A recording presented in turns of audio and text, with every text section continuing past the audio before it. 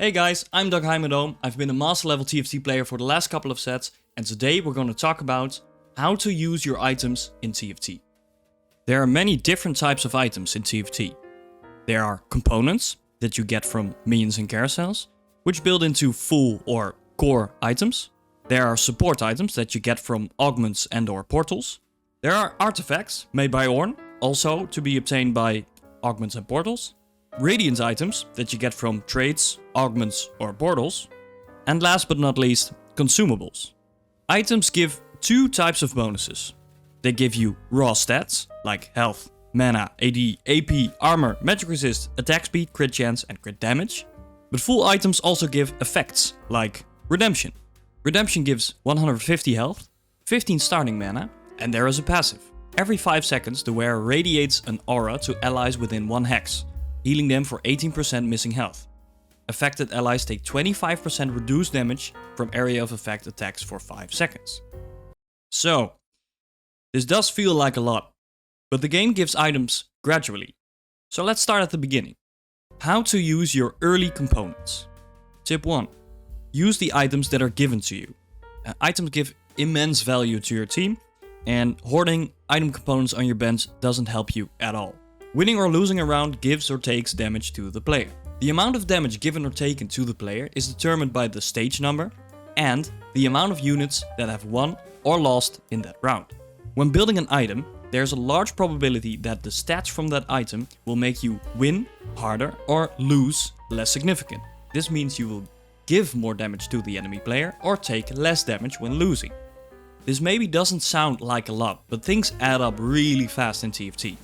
The item you can build now might be less important than the item you can build later with those components, but the value the full item gives now is way more than any perfect item later in the game. Tip 2. Try to build flexible items. Building an Infinity Edge in round 1 really narrows down the amount of comps you can play. If the game decides to give you a lot of mage type units later in the game, that Infinity Edge wasn't such a great choice. Try to build damage and or tank items in the early game that are flexible and go into multiple comps. What to do in the first carousel. Every game is different, so you can't be sure in what order the carousel you can pick from. The main takeaway in the first carousel is trying to finish off awkward items. Taking a unit from the carousel with a component you're not going to use now doesn't give a lot of value in the next couple of rounds. Look at the components you have laying around right now and try to finish one of them. Building strong units. This is where the fun comes in. We're in the mid game and the game is going to give us a lot of components to build items with. This is the part where we're going to have to make a lot of choices. First, we have to choose a unit on which to put our items. Step 2, we have to analyze this unit, look at its skill and look at its traits to figure out where its strengths are. Step 3, we have to look at item combinations that play into the strengths of the unit and fill in the weaknesses. Step 4, we want to combine items on this unit that play into each other and strengthen each other. So let's look at 2 examples.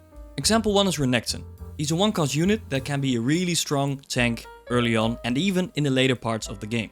So let's start with Renekton's skill. Golden Meek deals magic damage to adjacent enemies and heal for the first enemy hit and another 30% for each additional one. This means that Renekton shines when enemies circle around him. Now, let's look at his traits. Renekton has 2 traits. First is Shurima. Every 4 seconds, Shuriman heal 5% maximum health. After 8 seconds, select Shuriman Ascend and gain 30% max health and 40% attack speed. If you look at this trait, you'll see that Shuriman or Renekton really benefits from having a lot of health. Shuriman heal 5% of their maximum health every 4 seconds, so giving Renekton more health really benefits the trait. The second trait is Bruiser. Your units gain 100 health. Bruisers gain additional maximum health.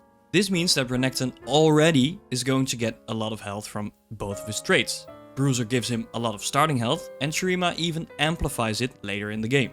Seeing this, you'll know that Renekton really benefits from having a lot of health, so Warmock's armor is a good choice. In this case, people are really tempted to build just loads of health on Renekton. But that's not always a good choice. You want to amplify that health by giving him extra effects. Look at Redemption. Redemption gives health, which is great, and a bit of mana, and it heals allies within 1 hex for 15% of their missing health. So Renekton having a lot of health and healing 15% of its missing health is a good combination. But now Renekton has a lot of health and some healing, which is great, but he has no resistances. Sticking another health item on here would be a bad choice. Try to balance his stats by adding in a tank item with resistances, something like Gargoyles or Bramblevest. For example 2, we'll look into Karma. Karma fires a burst of energy at Karma's target that explodes upon impact, dealing magic damage to adjacent enemies. Every third cast launches 3 bursts. Reading this skill, you instantly know that Karma needs a lot of mana regeneration. Every third cast launches 3 bursts, so casting a lot is good. But if we look at her traits, there's something interesting going on. First of all, she's an Ionia. Each Ionian has a unique bonus with their ability. Every 4 seconds, a number of Ionians are enlightened to their spirit form, gaining 20 mana and doubling stat bonuses for 4 seconds. The stat bonus Karma receives is ability power. She's also an invoker. Every 3 seconds your units gain mana. You'll notice that both traits Karma has already give her a lot of mana regeneration. This means that if you play Karma in an Ionia invoker build, she doesn't need that much mana regeneration items to begin with. Putting something like a Sojin or a blue buff on Karma might be overkill. In summary, she already benefits a lot of mana regeneration from her traits. This means you could focus on the Ionia bonus, which gives her 25% ability power. Here you can start by having a good ability power damage item, something like Jewel Gauntlet or Rabnon's Deathcap. We also want to amplify her ability power and give her an item with an effect, something like Giant Slayer or Guardbreaker. And because she already has a lot of mana regeneration and ability power to begin with, something like an healing item could be very strong. Think about Hand of Justice or Hextech Gunblade. Finishing the game. In the late game of TFT, you're going to have a lot of items. It's really important to finish building items on 1 or 2 units before you go on to the next. Try and find out what makes them strong and amplify those bonuses. Play around 1 or 2 carries and find your main tank.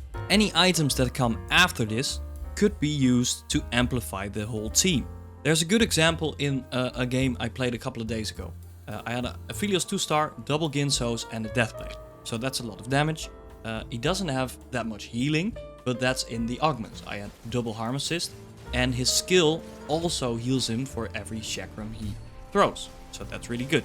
I already had double tank items on my Taric. It was a 1-star, but that would change in the near future. And so I had my main carry already going. The next step would be to amplify that team. So Aphelios does physical damage. I got kinda lucky here, but I got a Last Whisper. Last Whisper is an item that reduces the armor of the enemy it hits. That means that Aphelios will do even more damage. So the item that isn't even going on Aphelios is amplifying its damage. And that's the way to build a good team. And that's it for this item guide.